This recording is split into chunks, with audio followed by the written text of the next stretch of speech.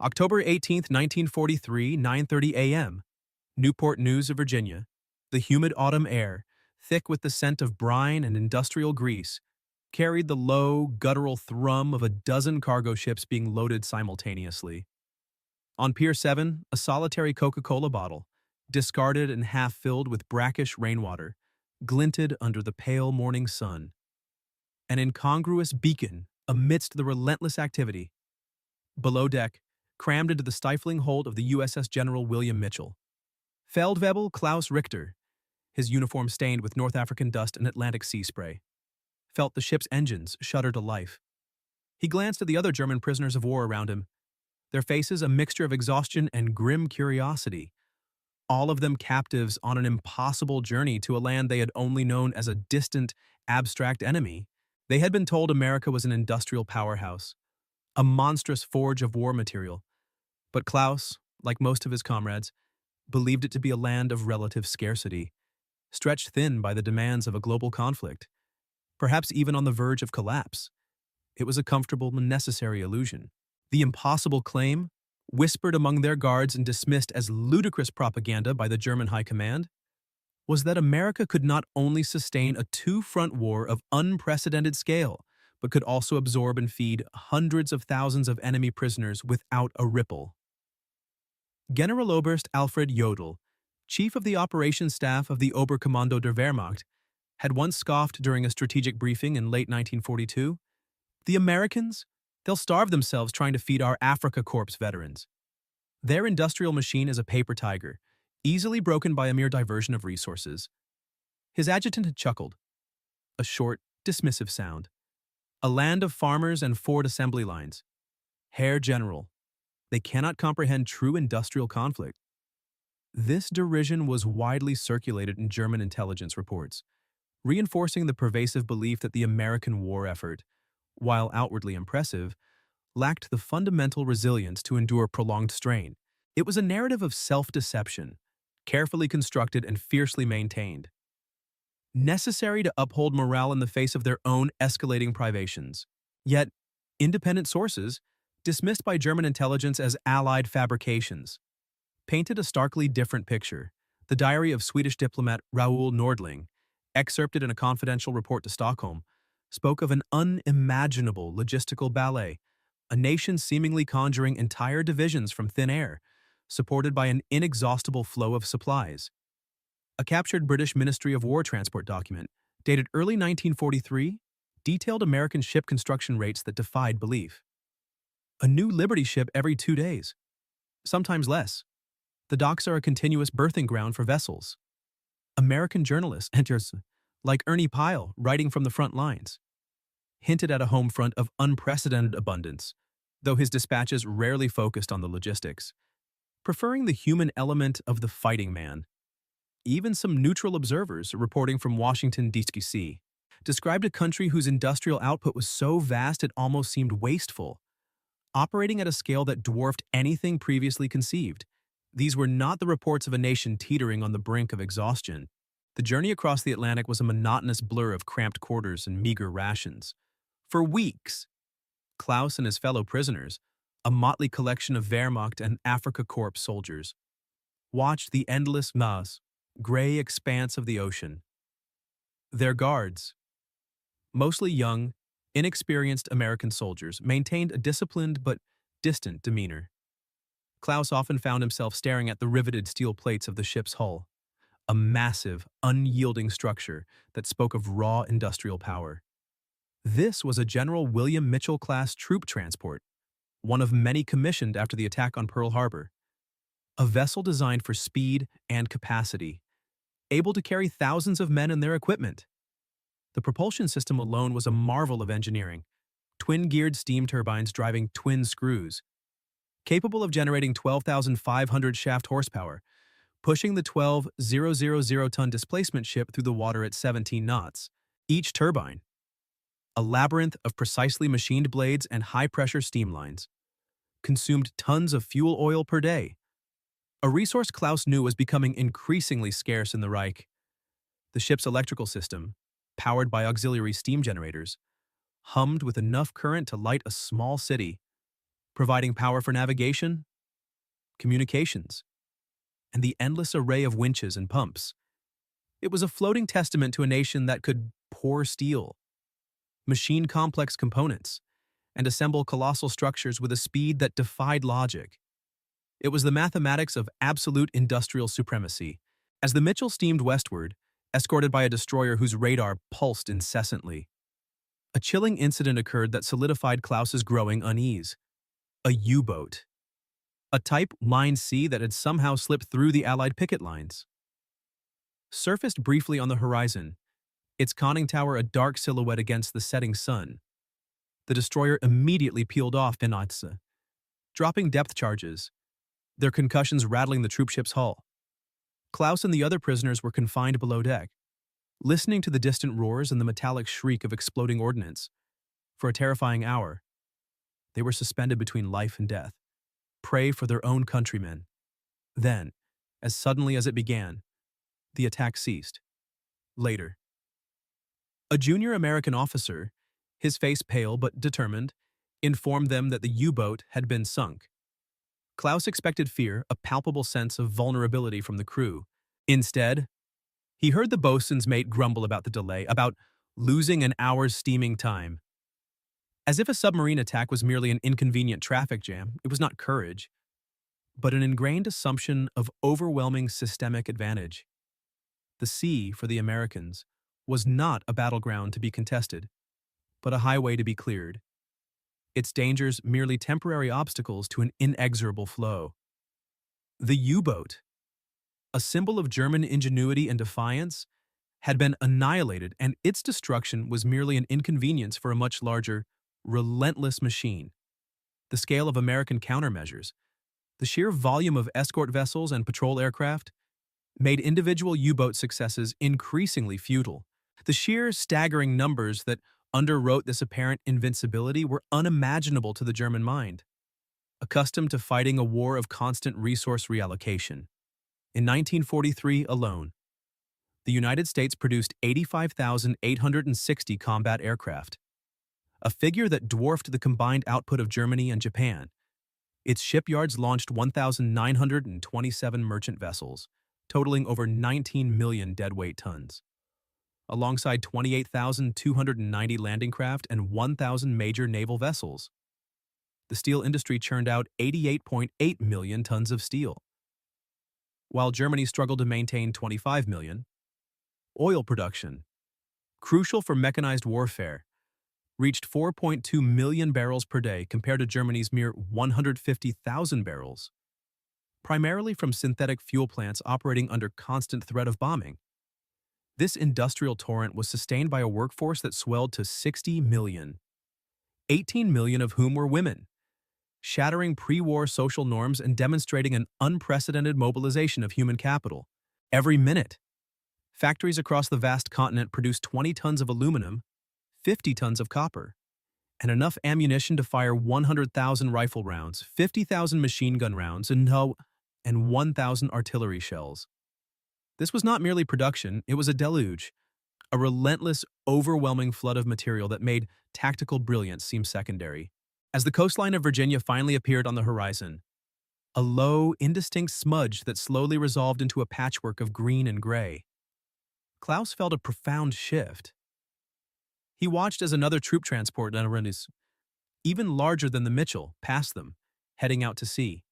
Its deck crammed with thousands of fresh American troops, bound for some distant, unknown battle. This endless procession, ships coming and going, a constant exchange of men and material, began to chip away at the edifice of his ingrained beliefs. The sight of a fully loaded oil tanker, impossibly huge, steaming unmolested towards the harbor, underscored a horrifying realization. America was not suffering from scarcity. It was drowning in abundance. The vastness of the land itself, stretching beyond the horizon, unbroken by the relentless bombing raids that crippled German cities, hinted at a different reality, one where resources were not rationed but merely managed. This was not the broken, struggling nation Jodl had described. This was a colossus, flexing its muscles with an ease that suggested its true strength had barely been tapped. The General William Mitchell finally docked with a series of groaning metallic sighs, its massive hull nudging against the concrete pier. The air, no longer just salty and greasy, was now tinged with the scent of pine and something else. Something sweet, almost cloying, that Klaus couldn't identify. As the gangplank was lowered, a group of American officers, their uniforms crisp and their movements brisk, waited on the pier. One of them, a stout man with a neatly trimmed mustache, held a small, green glass bottle in his hand. He took a long, leisurely swig, the liquid a dark, bubbling effervescence, and then casually tossed the empty bottle into a waiting trash barrel, already overflowing with similar discarded vessels. It was the same iconic bottle Klaus had seen abandoned on the deck. That effortless gesture, the casual waste of a mass-produced luxury item, suddenly crystallized everything. Not tactics, not superior training, but the industrial inevitability of this casual abundance, this sheer, overwhelming capacity to produce, consume, and discard. As Klaus stepped onto American soil, the faint, sweet scent of Coca-Cola seemed to hang in the air, a silent, ubiquitous testament to a world he was only just beginning to comprehend. They were marched from the pier under the watchful eyes of military police. Their crisp M1 Garans held at a casual but ready port arms, a display of relaxed authority that was in itself unsettling. The prisoners, shuffling in worn-out boots, expected to be herded into cattle cars, the standard European method for transporting human cargo in bulk. It was the logistics of expediency, of a continent where rolling stock was a precious, finite resource. Instead, they were halted before a long, gleaming passenger train, its dark green Pullman cars stretching down the track until they curved out of sight. A massive steam locomotive, a Pennsylvania Railroad K4S Pacific by its distinctive shape, hissed impatiently at the head of the consist, its single polished headlamp staring down the line like a cyclopean eye. It was clean, impossibly clean. There was no camouflage paint, no shrapnel scoring, no hasty patchwork repairs. The first true shock came not from a weapon or a command, but from a simple, benevolent act. As they were filed into the surprisingly comfortable seats of the passenger cars, American medics moved down the aisle, distributing small cartons of milk and thick sandwiches wrapped in wax paper. The bread was white, impossibly white and soft, a substance Klaus hadn't seen in 4 years. The sandwich contained a thick slice of ham and cheese. Oberleutnant Erich Vogel, a cynical panzer commander captured near Tunis, unwrapped his with suspicion. "Propaganda," he muttered to Klaus, his voice a low rasp. "They fatten us up before the interrogation. A classic technique."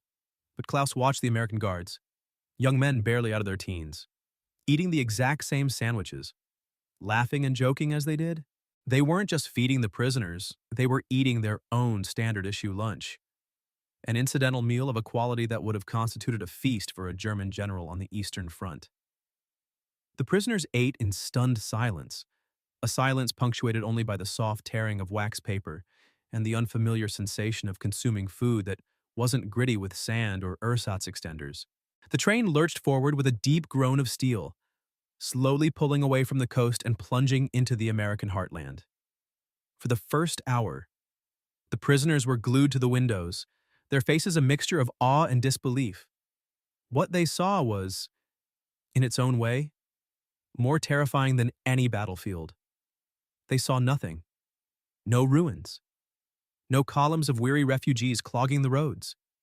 No hastily dug anti-aircraft pits in the fields. The landscape was a pristine, unbroken tapestry of green forests and neatly plowed fields, dotted with brightly painted farmhouses and enormous red barns, each one a fortress of agricultural wealth. Children waved at the train from dirt lanes, their clothes clean, their faces plump and healthy. Women hung laundry on lines, the white sheets snapping in the wind, a symbol of domestic peace so profound it seemed like a deliberate taunt. "A facade," Vogel insisted, though his voice lacked conviction. "They must keep the damage hidden further inland." But the pristine scenery stretched on, hour after hour, an endless, unscarred panorama of a nation utterly untouched by the war that was consuming their own homeland. The locomotive at the front of their train was a product of the Altoona Works in Pennsylvania, a factory complex that had been building steam engines since 1849. The K4S was not even a new design, it was a pre-war workhorse, one of 425 such engines that formed the backbone of the Pennsylvania Railroad's passenger fleet. But its power was immense. Its boiler, operating at 205 pounds per square inch, fed superheated steam into two 27-inch cylinders, driving 80-inch wheels that could propel the train at over 80 miles per hour. The entire American rail network, a sprawling web of over 230,000 miles of track, was the circulatory system of this industrial titan, moving iron ore from Minnesota's Mesabi Range to the steel mills of Pittsburgh, carrying finished tanks from Detroit to the ports of the East Coast, and transporting millions of tons of grain from the Great Plains to feed not only its own armies but those of its allies. The very schedule of this prisoner train, slotted neatly between a high-priority military supply train and a regularly scheduled civilian express, spoke of a logistical mastery that was simply incomprehensible.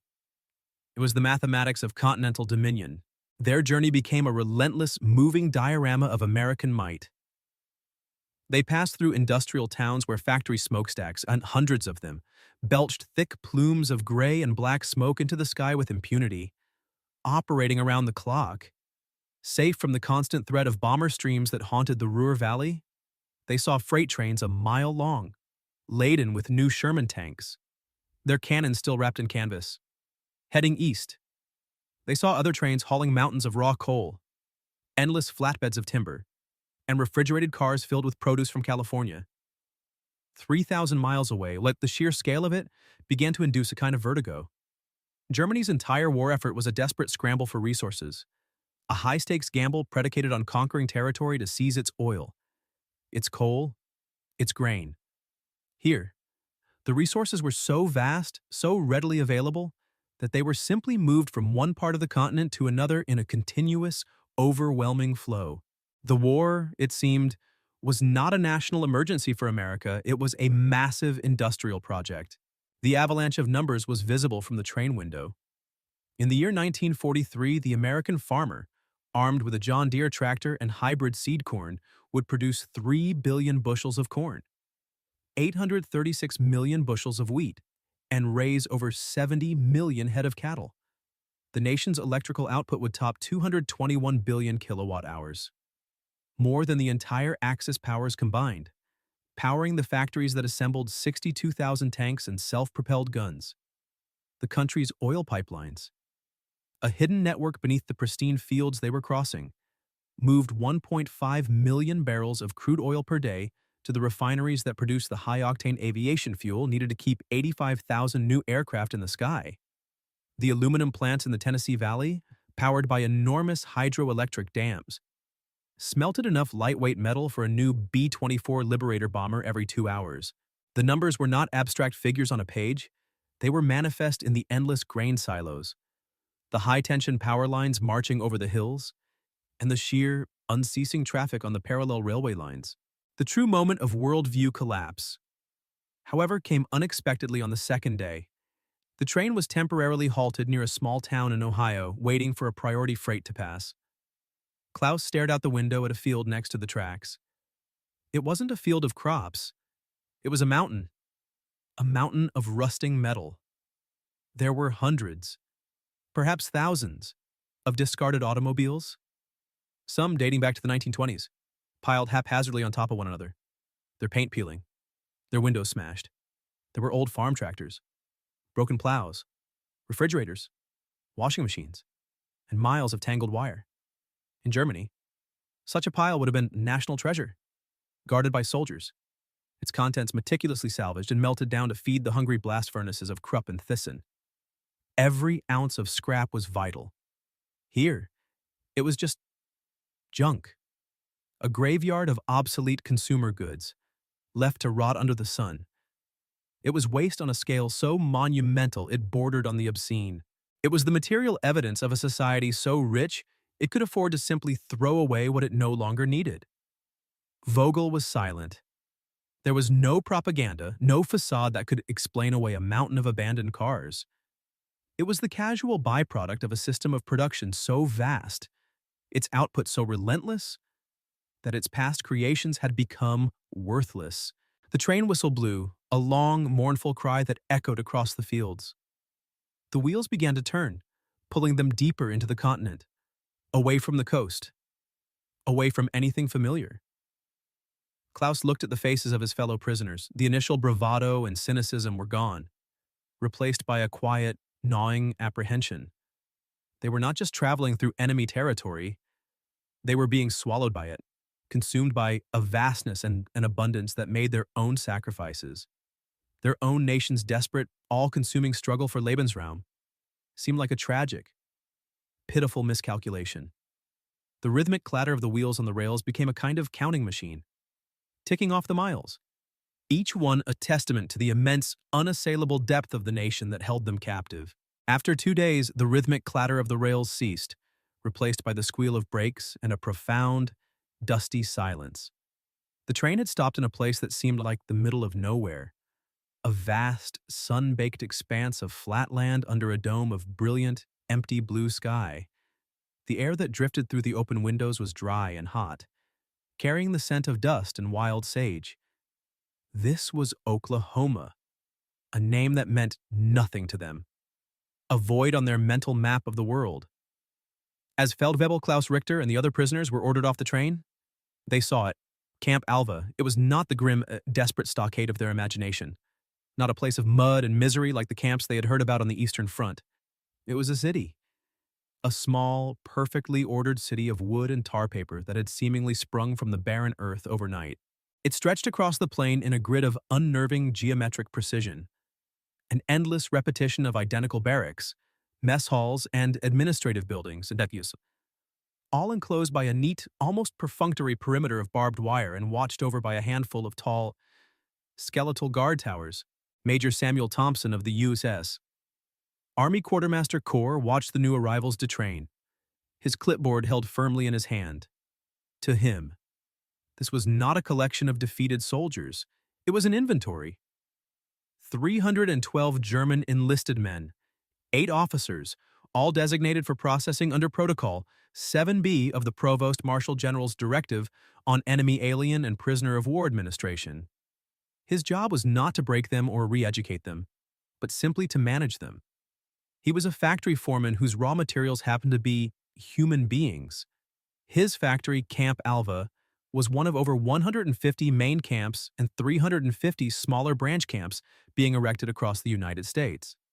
A sprawling archipelago of containment built with the same ruthless efficiency as a Ford assembly plant. He glanced at the construction schedule for the camp's new western annex. 60 barracks, 4 mess halls, 1 infirmary expansion. Scheduled completion date, 18 days.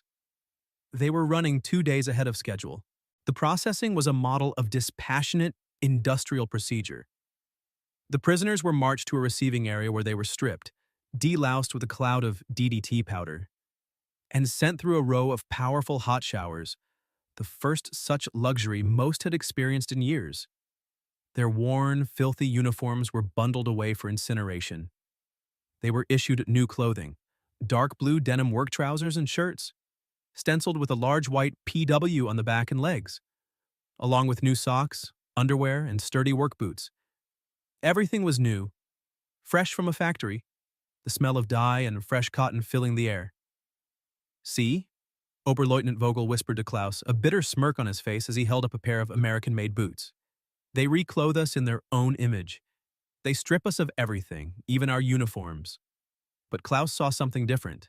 He saw a supply chain so robust it could afford to manufacture and distribute hundreds of thousands of complete sets of clothing for its enemies. A logistical feat his own quartermasters. Struggling to provide a single pair of decent boots for a soldier at the front would have considered a miracle. The camp itself was a monument to standardized, prefabricated construction. The blueprints had been drawn up not by architects, but by engineers at the War Department, designed for maximum speed of assembly using minimal skilled labor. Each barrack was a theater of operations type construction, a 20 by 100-foot structure of pre-cut pine framing and tar-papered siding, designed to house 40 men.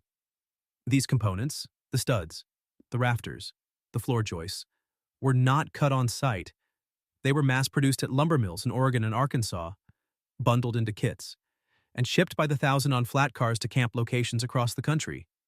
A trained team from a USS Army Construction Battalion could erect a single barrack from foundation to roof in less than 10 hours. Water towers, electrical grids, and sewage systems were all installed concurrently, following a master plan that was replicated, with minor variations for climate and terrain. From Maine to Arizona, it was the mathematics of expedient urbanization. As they were marched to their assigned barracks orders, the full scope of the camp's amenities became terrifyingly clear. They walked on gravel paths, not muddy tracks. Electric lights were strung on poles between the buildings and us.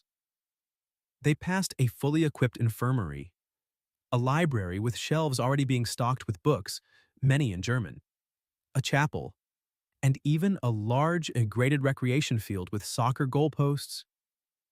From one of the mess halls, the sound of a crackling radio drifted out, playing the upbeat, impossibly cheerful swing music of Glenn Miller. It was a sound from another universe, a world away from the screech of Stukas and the crump of artillery. This wasn't a prison camp.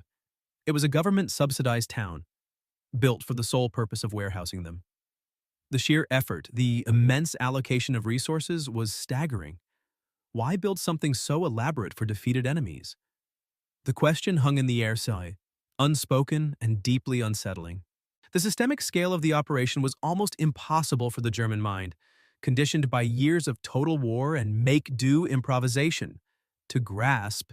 By the time Camp Alva was fully operational, it would be just one node in a network holding over 425,000 enemy prisoners, 371,000 Germans, 51,000 Italians, and 3,000 Japanese. Feeding this captive army required a daily logistical miracle: 200 tons of flour, 85 tons of potatoes, 50 tons of meat, and 300,000 eggs. Every single day, the Provost Marshal General's office employed over 50,000 American personnel just to guard and administer the camps.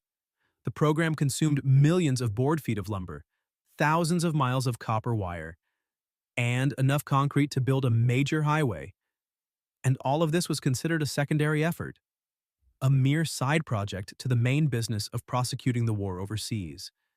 This vast expenditure was not even a noticeable drain on the American economy. The final, crushing realization came that evening.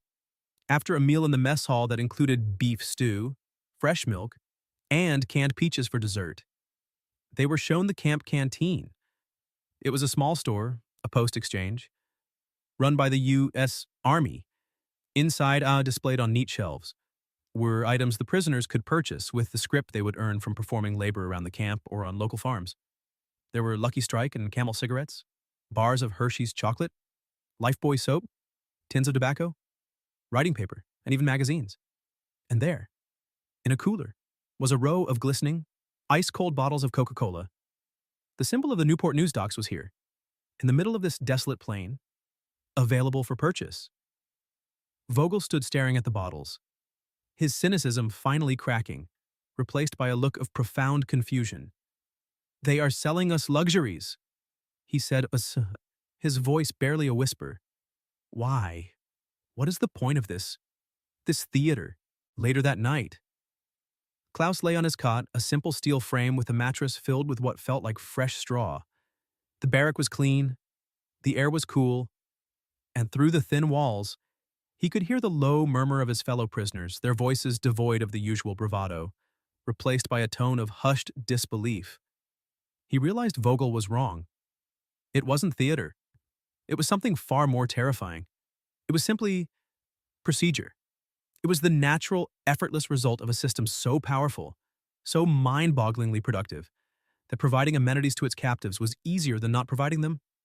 They were not being psychologically manipulated. They were being processed. Their existence here, their health, their sustenance, their minor comforts, had been calculated, budgeted, and provided for as a simple line item in a continental scale ledger. They weren't fighting an army of soldiers. They were fighting an industrial system that had absorbed them without effort, turning their very imprisonment into just another smoothly running branch of its vast, incomprehensible operations. The initial shock of arrival soon hardened into the dull, predictable rhythm of confinement.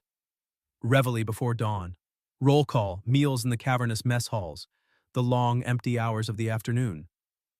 For men conditioned by the constant life or death intensity of the front, the sheer boredom was a unique form of torment.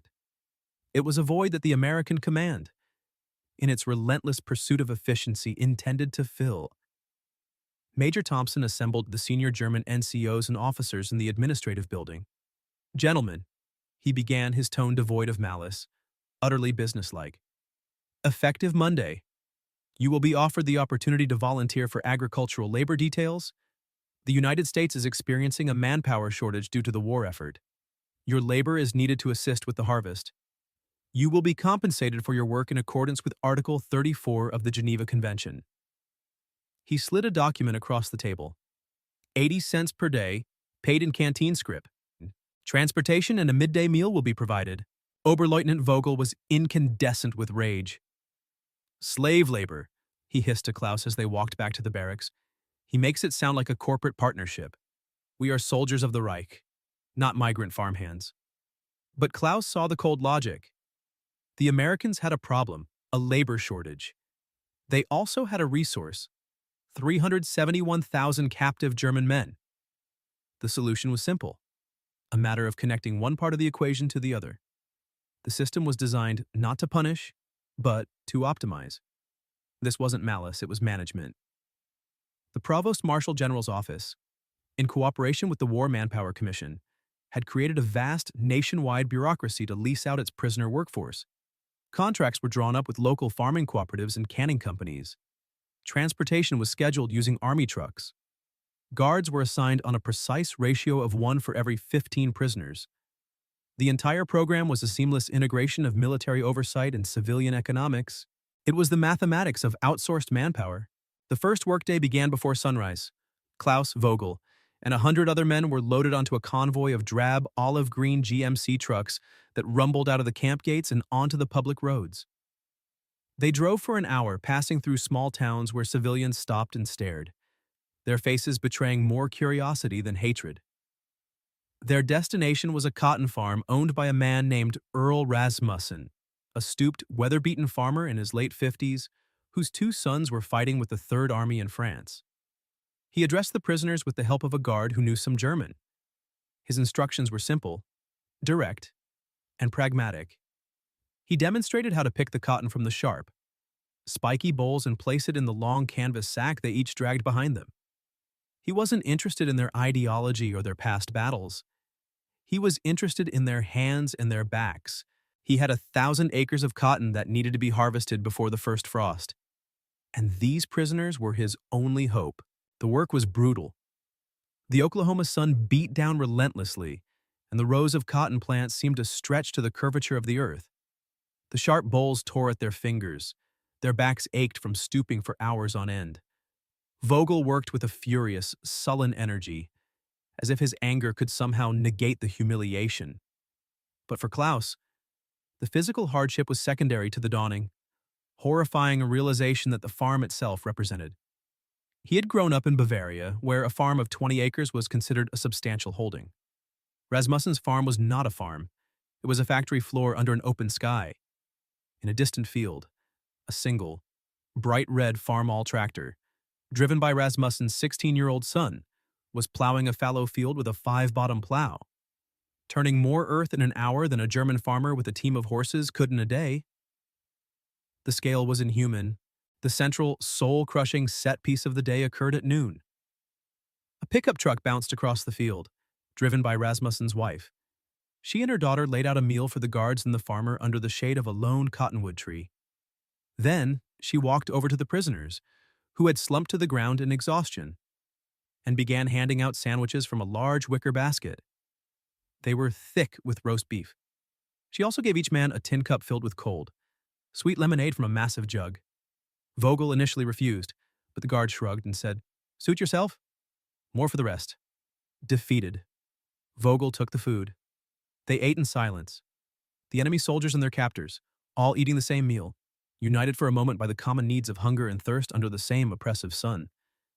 This simple act of humanity was more disarming than any threat. It wasn't propaganda. It was just lunch. It was the casual, unthinking generosity of a people who had so much they could afford to share it with the very men who had been sent to destroy them. This single farm was a microcosm of the system's overwhelming scale. By the war's end, German POWs in America would perform over 20 million man-days of contract labor. They would harvest 30 million tons of sugar beets, cut 5 million board feet of lumber, and process 150 million pounds of fruit and vegetables in canning factories. In Mississippi, 10,000 German prisoners saved the 1944 cotton crop. In Maine, they harvested potatoes. In Wisconsin, they canned peas. In the Pacific Northwest, they cut timber that would be used to build more barracks and create more war material. The 80 cents they earned per day was deducted from the wages the government charged the farmers. A system that generated over $100 million in revenue for the USD Treasury, more than enough to cover the entire cost of the POW program. The American war machine was so efficient it had figured out how to make its prisoners pay for their own incarceration. The realization that finally broke through Vogel's hardened cynicism came as they were packing up at the end of the day. The farmer, Rasmussen, was paying the American sergeant for the day's labor. He pulled a thick wad of cash from his wallet, peeling off the bills with a calloused thumb. The transaction was clean. Commercial. Klaus watched as Rasmussen then walked over to his new, gleaming green John Deere Model A tractor, which had been delivered just the week before. He patted its engine cowling with genuine affection. That was the moment. The Reich was running out of fuel. Its synthetic oil plants bombed into ruin. Its farmers were using oxen. Its industry was cannibalizing itself for scrap metal. And here, in the middle of nowhere, a simple farmer could afford not only to hire his enemies as labor, but to buy brand new, gasoline-powered, heavy machinery in the third year of a global war. The disconnect was absolute. On the truck ride back to Camp Alva, the men were quiet, slumped in a state of physical and emotional exhaustion. They were no longer just prisoners of war, they were cogs. They had spent the day as paid employees of the American agricultural industry, their labor a tiny, measured input into the vast economic engine that was fueling the Allied armies. They were helping America win the war. Klaus looked at his raw, bleeding fingers, stained with the dust of an Oklahoma cotton field. The indignity was not that they had been forced to work. The indignity was that their work had been so easily, so pragmatically, and so profitably absorbed into the enemy's system. They had not been conquered. They had been hired.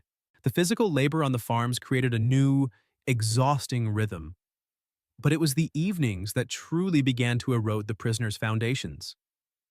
In the long hours between the end of the workday and lights out, the American system deployed another of its inexhaustible weapons: information.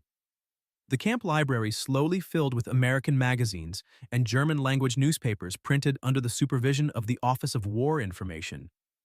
A powerful radio in the mess hall played the big band symphonies of Tommy Dorsey and the folksy ballads of Bing Crosby. These were not overt propaganda tools filled with crude anti-Nazi messaging. Their power was more subtle, more pervasive. They presented a portrait of a nation that was not just winning the war, but was doing so with a confident, prosperous, and culturally vibrant swagger. It was an assault by mass media, a relentless tide of images and sounds that depicted a reality utterly irreconcilable with everything they had been told. This cultural offensive was the product of an entertainment industry that operated on the same colossal scale as the country's steel mills and bomber plants. Hollywood, even under the constraints of wartime rationing, was a dream factory of astonishing productivity. The major studios, MGM, Paramount, 20th Century Fox, Warner Bros., were vertically integrated behemoths that controlled every stage of production, from the script to the screen.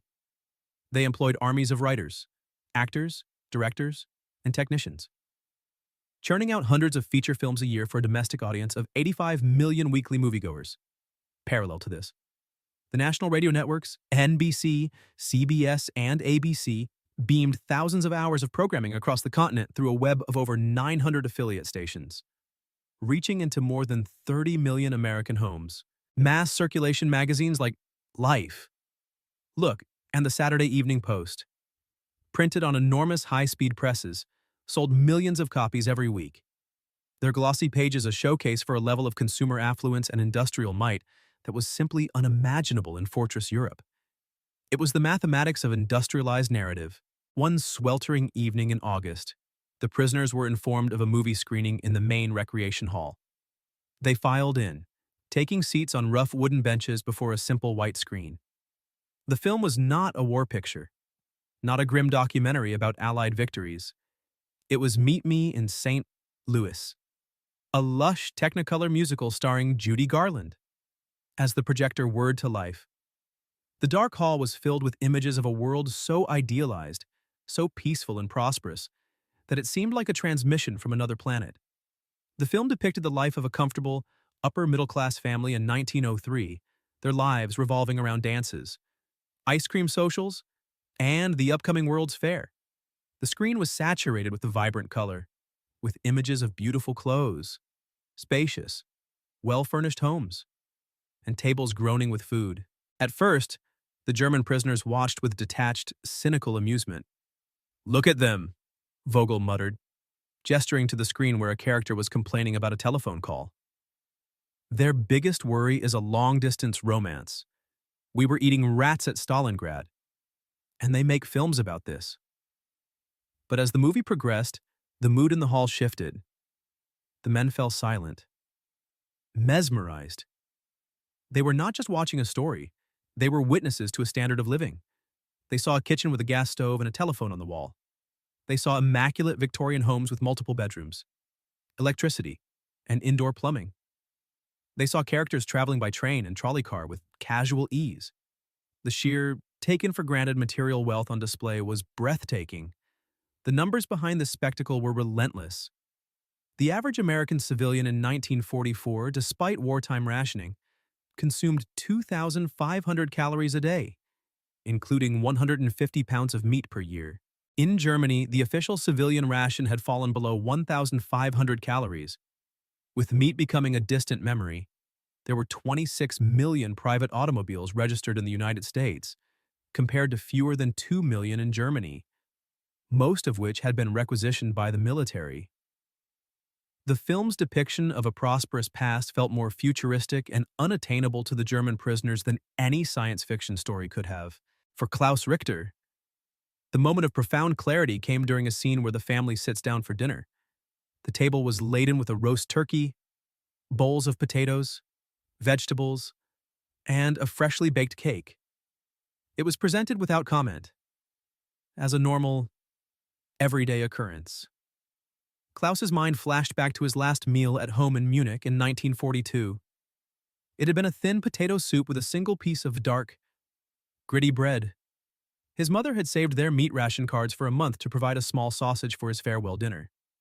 He looked at the screen, at the Technicolor feast, and then he looked at the faces of his fellow prisoners, illuminated by the flickering light of the projector. He saw not anger or defiance, but a deep, hollowed-out weariness. He realized that the film, in all its sentimental, candy-colored glory, was not a lie. It was a reflection of the truth he had been seeing every day, in the white bread sandwiches on the train, in the farmer's new tractor, in the Hershey bars for sale in the camp canteen. This was America. This impossible, decadent, infuriating abundance was real. The propaganda of Joseph Goebbels had painted a very different picture. America was a degenerate nation, weakened by jazz music, racial impurity, and the chaos of democracy. Its industry a fragile house of cards propped up by Jewish financiers. It was a narrative of contempt, designed to reassure the German people of their own innate superiority and the inevitable collapse of their enemies. But the evidence on the screen, backed by the undeniable reality of their captivity, exposed that narrative as a pathetic, desperate fraud. The power of the United States was not brittle, it was deep, systemic, and effortlessly expressed in its cultural products as much as in its military hardware. The country was so strong it could afford to fight a world war and still produce magnificent, pointless fantasies like this one. When the film ended and the lights came up, the men blinked, as if waking from a strange, vivid dream. They filed out of the recreation hall in near total silence. The movie's cheerful closing song, with its soaring optimism, a cruel counterpoint to their own shattered worldview. That night, lying on his cot, Klaus understood a new, terrifying dimension of the war. Germany was not simply being outfought and outproduced, it was being out-imagined. It was fighting a nation whose conception of normal life, whose baseline of prosperity and possibility was so vastly superior that it constituted an insurmountable strategic advantage. The American soldier was fighting to preserve this world of comfort and plenty. The German soldier was fighting for a bitter, hate-fueled ideology that could offer only sacrifice, deprivation, and, ultimately, a mountain of ruins. The battle was already lost, not on the beaches of Normandy or the plains of Russia, but here. In the flickering images of a Hollywood musical shown in a prison camp in the middle of Oklahoma, months bled into one another, turning the alien landscape of Oklahoma into a familiar, monotonous reality. The German prisoners had become part of the scenery, their blue work uniforms a common sight in the fields and canneries. The shocks of their arrival had subsided, replaced by a quiet, gnawing sense of displacement. They existed in a strange limbo, well-fed and safely housed, yet utterly disconnected from the world-altering cataclysm that they knew was consuming their homeland. They were ghosts haunting the fringes of a victory parade. Then, one clear October morning, the mail came. It arrived in large canvas sacks bearing the stenciled emblem of the International Red Cross, a tangible link to a life that now seemed more dream than memory. The arrival of mail was a rare, fraught event, a moment of desperate hope and profound fear. The source of their family's suffering, the reality lurking behind the censored lines of their letters, was the Allied combined bomber offensive. It was an industrial war waged from the air, a systematic and mathematical effort to dismantle the very foundations of the German state. While the prisoners in America watched Hollywood movies, the skies over the Reich were filled with formations of B-17 flying fortresses and Avro Lancasters, a 1,000-bomber stream becoming an almost nightly occurrence. The campaign's targets were not merely cities, but the critical nodes of Germany's war machine, the synthetic oil plants at Leuna and Ploiesti, the ball-bearing factories at Schweinfurt, and, most critically, the sprawling network of railway marshalling yards that were the arteries of the German army. It was the mathematics of strategic collapse, a campaign of precise, overwhelming, and relentless deconstruction.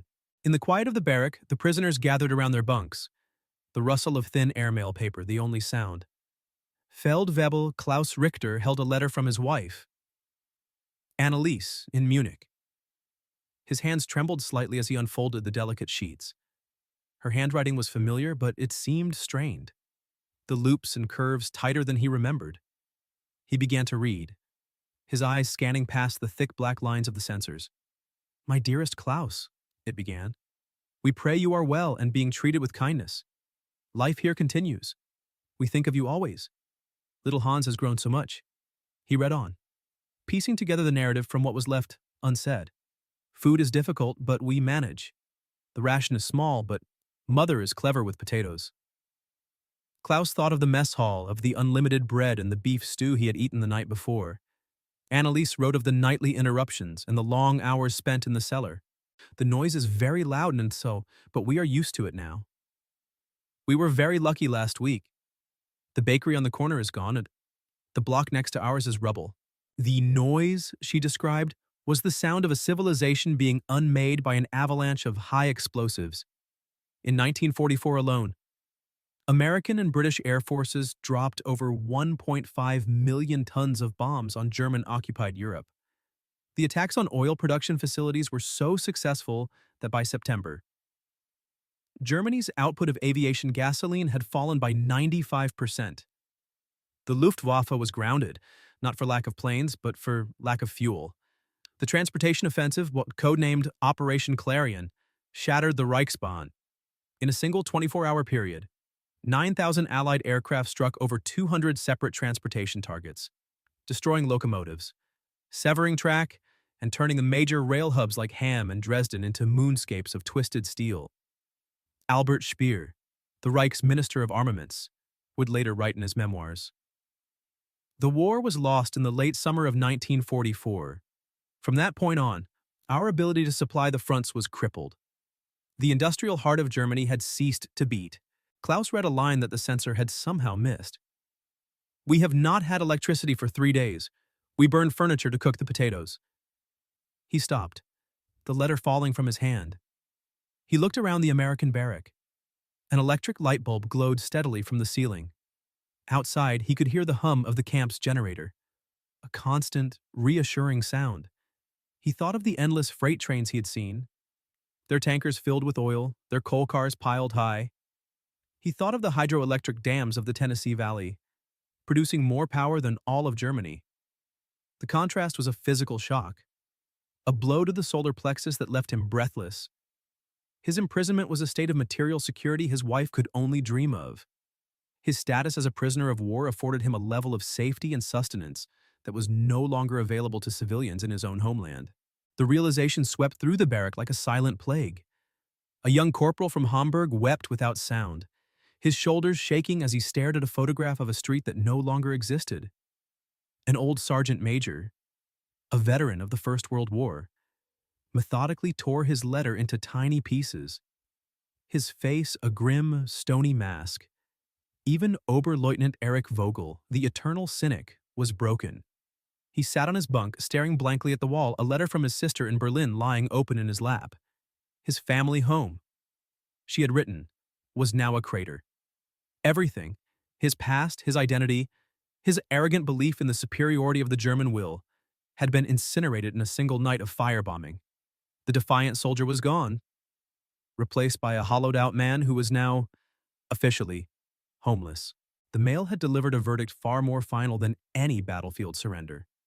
It confirmed that the world they had fought for, the nation they had left behind, was being systematically erased. The American abundance they had witnessed was not just a parallel reality, it was the direct cause of the scarcity and destruction consuming their families.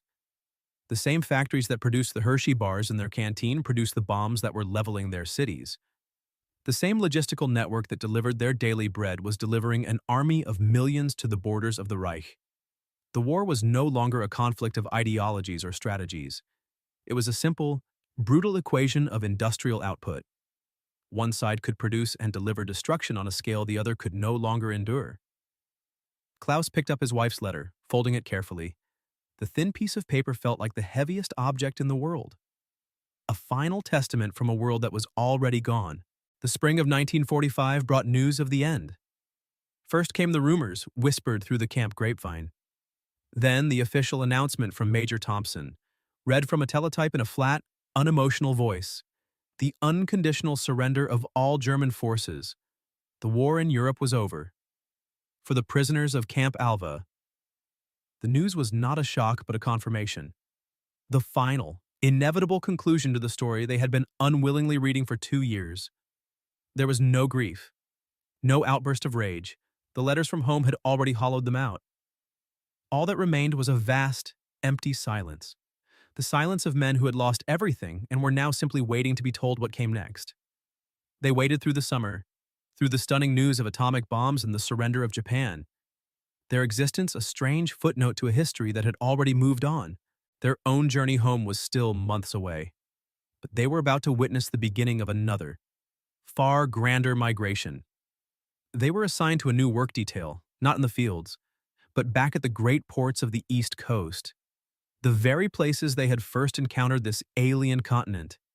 They were tasked with unloading supplies and cleaning dockyards at Newport News, preparing the way for the greatest logistical operation the world had ever seen, the return of the American Army. The system for this undertaking was called Operation Magic Carpet, but its engine was the coldly rational Adjusted Service Rating Score, or the point system. It was a complex algorithm designed to demobilize an army of 12 million men with mathematical fairness. A soldier received 1 point for each month in service, another for each month overseas, 5 points for a battle star, and 12 points for each child under 18. A man needed 85 points to go home. It was a bureaucracy of unprecedented scale, a system for the orderly dissolution of a planetary fighting force. It was the mathematics of a nation bringing its children home. One September morning, Klaus Richter stood on a pier, a broom in his hand, and watched as the RMS Queen Mary, her gray wartime paint still fresh, steamed into the harbor. She was not carrying tanks or ammunition. Her decks, from the railings to the highest superstructure, were a solid, living mass of olive drab, thousands upon thousands of American soldiers, their voices a rising chorus of cheers that echoed across the water. "We're coming home." As the great ship was nudged into her berth by tugboats, a military band on the pier struck up a triumphant march. Red Cross volunteers stood by with mountains of fresh donuts and countless urns of hot coffee. It was the scene from the Hollywood movie made real, but the scale of it defied the imagination. And the Queen Mary was only the first. Behind her, a line of other ships, transports, converted Liberty ships, even aircraft carriers with their flight decks covered in temporary bunks, stretched to the horizon. This was the final, overwhelming avalanche of numbers. The ultimate statistic that rendered all others meaningless. The United States had mobilized 16.1 million of its citizens for war. Over 12 million of them had served overseas. The U.S. Army alone had fielded 91 divisions. The Army Air Forces comprised 2.4 million men operating nearly 80,000 aircraft. The Navy, a force of 3.4 million sailors, manned a fleet of 6,768 vessels, including 28 aircraft carriers and 10 battleships. This colossal force was sustained by a logistical tail that allocated 45 pounds of supplies, from bullets to bootlaces, from gasoline to chewing gum, for every single soldier, every single day. And now, this entire apparatus was being put into reverse. Operation Magic Carpet would bring 8 million men home from every theater of war in less than a year. At its peak, the port of New York was processing 30,000 returning soldiers a day. The rail network Klaus had crossed 2 years earlier was now moving 500,000 GIs a month from the coast to demobilization centers across the country. Klaus and the other prisoners stood and watched, forgotten. On the edge of the celebration, they saw the faces of the returning Americans. They were young, so impossibly young. They were healthy and well-fed, their uniforms clean, their duffel bags bulging. They were the victors. But they showed no signs of the brutalizing, soul-destroying exhaustion that had consumed the Wehrmacht. They looked like men returning from a difficult but successful job. Klaus watched as one soldier, a boy who couldn't have been more than 20, was hugged by his mother. He handed her a souvenir, a German officer's Luger, as casually as if it were a trinket from a country fair. This was the final, crushing realization. For Germany, the war had been totaler Krieg, a desperate, existential struggle that had demanded the sacrifice of its entire national being. For America, it had been a line item, a massive, horrific, and tragic project, but a project nonetheless. It had been managed, industrialized, and won, and now the workforce was being sent home. Erich Vogel stood beside Klaus, his face gaunt, his eyes hollow. He watched the endless river of men, the human tide that flowed from the ships, onto the pier, and into the waiting trains. He said nothing. There was nothing left to say. All his theories of will, of discipline, of ideological superiority had been ground to dust under the sheer statistical weight of this moment. They had been fighting a force of nature. They had picked a fight with an avalanche. They had not been defeated by a superior strategy or a braver soldier. They had been defeated by a system that could produce, deploy, sustain, and then retrieve an army of 16 million men as a matter of routine. It was not war. It was a problem in industrial engineering, and it had been solved, as they were marched back to their temporary barracks at the end of the day. The air was filled with the sound of train whistles and celebrations. The German prisoners walked in silence. Their heads bowed. They were no longer soldiers of a defeated army. They were the last remaining artifacts of a catastrophic miscalculation, the living proof of a nation that had fatally misunderstood the mathematics of the modern world. In the spring of 1946, the final order came. The men of Camp Alva, along with hundreds of thousands of other German prisoners across the United States, were to be repatriated. The process was, like everything else they had witnessed, a model of efficiency. The camp was not so much closed as dismantled, its components repurposed or sold as surplus, its books balanced and its mission declared complete. They boarded a train for the last time, rumbling back across the continent they had once traversed in a state of arrogant disbelief. This time, they watched the pristine landscape roll by not with shock, but with a weary, profound understanding.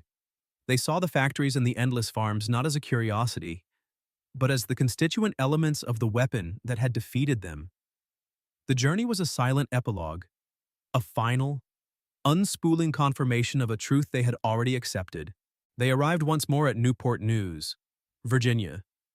The great port was as active as ever, a whirlwind of cranes and locomotives, but its purpose had shifted.